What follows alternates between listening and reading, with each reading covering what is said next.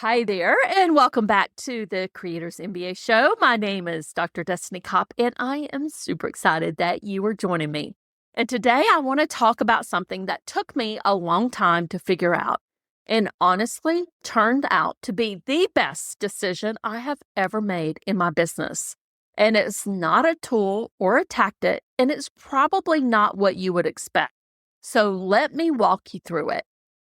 You know the calls I am talking about, the ones where you have to decide whether to kill an offer or keep it, whether to raise your price or hold it, whether to move up market or stay where you are.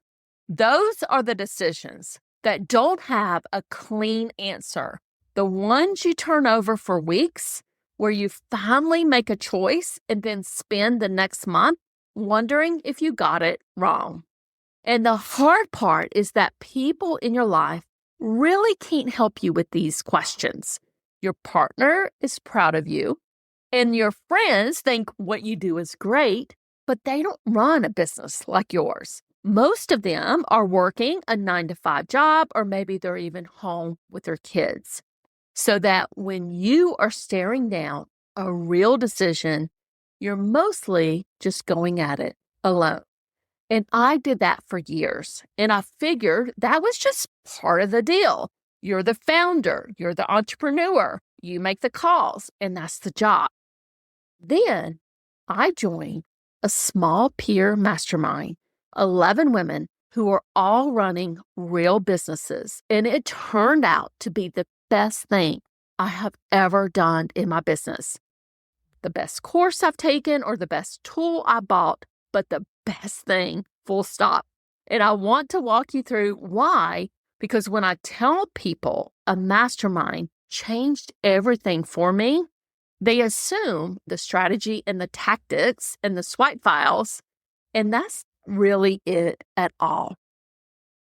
You've probably heard that line that you become the average of the 5 people you spend the most time with. The people around you are the ones who set what you think is normal, what you think is possible, and what you never even try. So when you put yourself in a room with people who are playing bigger than you are, your ceiling suddenly moves up. You hear what they charge, and suddenly your own prices look low. You watch how they handle a launch that flopped, and you stop panicking about yours. You see them make a call you have been too scared to make, and it works, and it changes what you believe you're allowed to do. That, my friend, is what a good room does for you, but only if it's the right room. The first change I felt was that I stopped making the big calls alone. Before the room, every big decision lived in my own head, and I would sit with it for weeks. I would finally decide and then second guess myself for a month. Now I bring those decisions to people who have actually made them. The same calls about whether or not to sunset an offer, whether a price is too high, whether it's time to move up market. And I'm hearing back from people who have stood in exactly that spot. The decision is mine and nobody makes it for me, but I'm not second guessing in the dark anymore. And I cannot tell you how much that changes the way it feels to run this thing day to day. The next part is what happens when it's your turn in that hot seat, when it comes around a few times a year. You put your business on the table, the funnel, the offer, whatever you're stuck on, and the whole room gets to work on it for a full hour. That is the part you simply cannot do for yourself because you're too close to it. You've looked at your own funnel so many times that you've stopped seeing it, but a room full of sharp, smart people looks at it fresh and finds the thing that you have been ignoring for the past few months.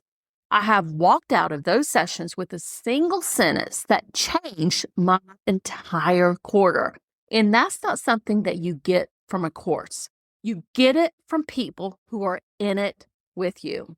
Something else caught me off guard, which is that you finally have a place to say the real thing. When something big happens in your business, good or bad, think of who you would actually tell. Most people in your life can't fully understand it because a big win to them sounds like bragging because they don't understand what you had to do to get there. And a scary month is hard to explain to someone who's never had one. So you end up carrying most of that by yourself. In the room, you can just talk about it, whether it's a number that scares you or the win that you've been chasing for 2 years or the doubt you've never put out anywhere in public. And the people there just get it because they've been there too. For a lot of founders, it's the first place that they've ever really had that.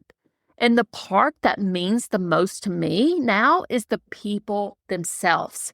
You just don't walk away from a room like this with the strategy. You walk away with people who cheer you on, who check on you when you've disappeared, who stay in your corner for the long haul, both in business and in life.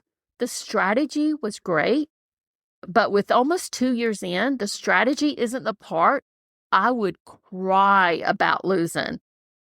People are. So let me come back to the part I told you that mattered the most, because everything I just described only happens if the room is right.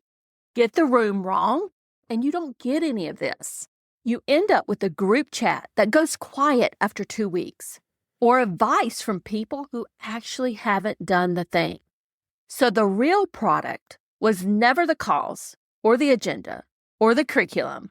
It's the curation, and it comes down to who actually is in the room with you. And here's the part that a lot of people don't understand. They assume curation means everyone has to do something different with no two people in the same niche. And that's not it at all. Some of the most useful people in my room do work that's really close to mine. And that's exactly why they get it. They understand my problem on the first try. They've already run the experiment I'm about to run. And that overlap isn't a threat. It's often the gift. Curation is really about something else entirely. And that's the level and the character. What I'm looking at is whether someone is past the basics, whether they show up, whether they tell the truth, and whether they give as much as they take. And when you get that part right, everything else takes care of itself because the decisions get pressure tested, the hot seats go super deep, people say the real thing, and the friendships form, all because the right people were in the room to begin with. Now, a room like this costs more than a course. And I know the first thing that pops into your head, because it's the same thing that popped into mine, which is that you should be able to figure this out yourself. And you can. You've proven that already, so that's not really the question here. The real question is what it costs to keep deciding alone. And that price usually shows up as one offer you should have killed 6 months sooner, or one launch that you should have run differently if somebody had warned you, or one whole year you spent stuck on a call the right room could have helped you make in an afternoon. That's the real cost. And it isn't the membership fee. It's the mistakes you make in a room of one. The loneliness has a cost too. It's just a lot harder to put a number on that. So here's where I want to leave you. If you take one thing from this episode, let it be this: that at some point, trying to do all of this by yourself stops being a strength and starts slowing you down. The fastest thing you can do for your business might not be another course or another tool at all. It might simply be finding your people. I believe in this so much that I went and built a room of my own. It's called the Creators MBA Council, and it's a small, curated group of established creators who are in each other businesses every week, with me in the room as a strategist and 2 in-person retreats a year. And if you would like to see how it works, I'm going to put the link in the show notes along with an article that I wrote that goes deeper on all of this. But whether or not you join my room or go find another one, the thing I really want you to hear is to stop trying to carry all of this alone. Go find your people. It might turn out to be the best decision you will make in your business too. Bye for now. Thanks for listening all the way to the end. I hope you enjoyed this episode today. If you loved the show, I'd appreciate a review on Apple Podcasts or your favorite podcast platform. Have a great rest of your day, and bye for now.